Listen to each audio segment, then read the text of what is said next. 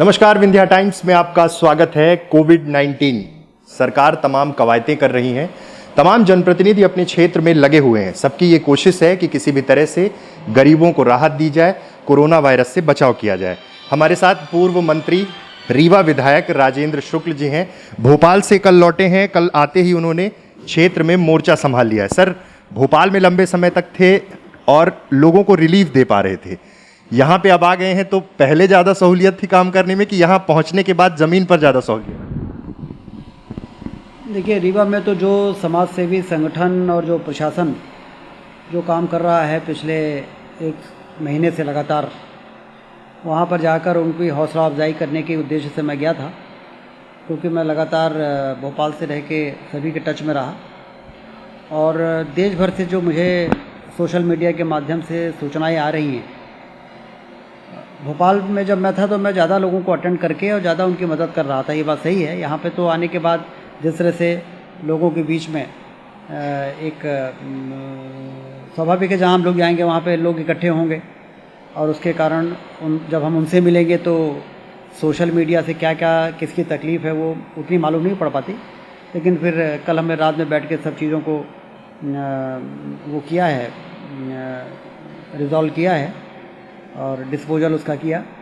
तो कुल मिला के मैं आपके माध्यम से एक बार फिर से रीवा के तमाम जो समाज सेवी संगठन हैं, प्रशासन, पुलिस, स्वास्थ्य के क्षेत्र में काम करने वाले हमारे डॉक्टर्स और जो कर्मी हैं, जो सफाई कर्मी हैं, नगर निगम की जो टीम है, सभी को मैं धन्यवाद देता हूं कि इस समय सब ने अपनी अपनी जिम्मेदारियों का निर्वहन किया है और रीवा में कोई गरीब भूखा ना सोने पाए, इसकी चिंता प्रशासन के साथ साथ रीवा की जनता ने भी किया है, जिसके कारण आज हम लोग अच्छी स्थिति में हैं।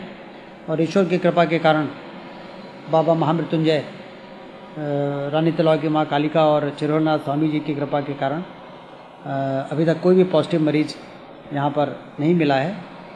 हम सब उम्मीद करते हैं कि ऐसी ही कृपा बनी रहेगी और इस महामारी को पराजित करने में रीवा पूरी तरह से सफल होगा। सर, एक बड़ी बात है, इंदौर में जिस तरह की परिस्थितियां हैं, भोपाल रेड जोन में है, शासन प्रशासन कवायतें तो कर रहा है, लेकिन कहीं ना कहीं कई बार ऐसा लगता है कि अभी खतरा टला नहीं है। इंदौर के हालात जो हैं वो देश भर में सबके सामने हैं, तो एक बड़ी चिंता की बात है सरकार के लिए भी। बिल्कुल चिंता की बात है। मुख्यमंत्री शिवराज सिंह चौहान जी जब से मुख्यमंत्री बने हैं, उन्होंने लगातार बहुत मेहनत की और चीज़ों को नियंत्रित करने में जो कुछ भी हो सकता है उसमें कोई कसर उन्होंने छोड़ा नहीं है।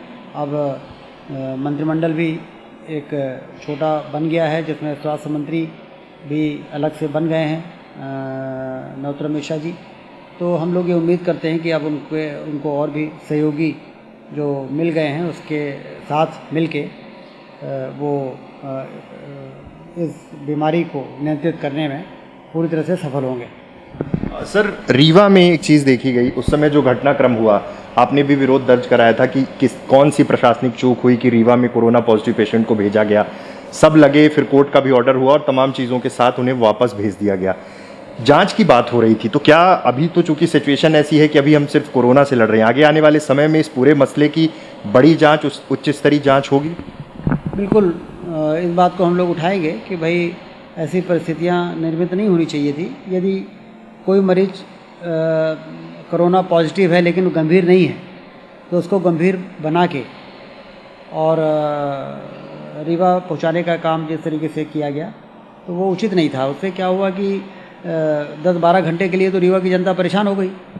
ये बात अलग है कि मुख्यमंत्री संवेदनशील हैं, और जब हम लोगों ने इस बात को उनको पहुंचाया तो उन्होंने उसका सलूशन निकाला और उनके परिजनों ने ही याचिका लगाई, क्योंकि जब प्रशासन ने उनके परिजनों से संपर्क किया तो स्वाभाविक है कि वो चाहते थे कि हमारे जो मरीज कोरोना यदि मिल गया है, रासुका के कारण तो वो यहाँ भेजे गए थे 17, लेकिन यदि कोरोना मिल गया है तो उनका बेहतर इलाज वहाँ हो सकता है। इस आधार पर उन्होंने याचिका लगाई और निर्णय हुआ और वो यहाँ से हटे। लेकिन वो जो 10-12-15 घंटे रीवा की जनता परेशान हुई अनावश्यक रूप से, वो कहीं ना कहीं इस बात को हम लोग आने वाले समय में उठाएंगे।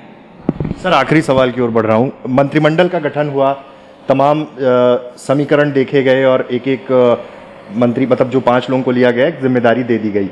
विंध्य को बड़ी उम्मीदें रहती हैं, हर बार रहती हैं। विंध्य ने चूंकि रिजल्ट दिया है तो बड़ी उम्मीद थी कि फैसला जो है विंध्य से भी होगा, विंध्य को लेकर चर्चा होगी, सोशल मीडिया पर भी बात हो रही है। हालांकि अभी ये मिनी कैबिनेट है, आगे आने वाले समय में विस्तार होगा। तो इस पूरे घटनाक्रम को किस तरह से देखते हैं?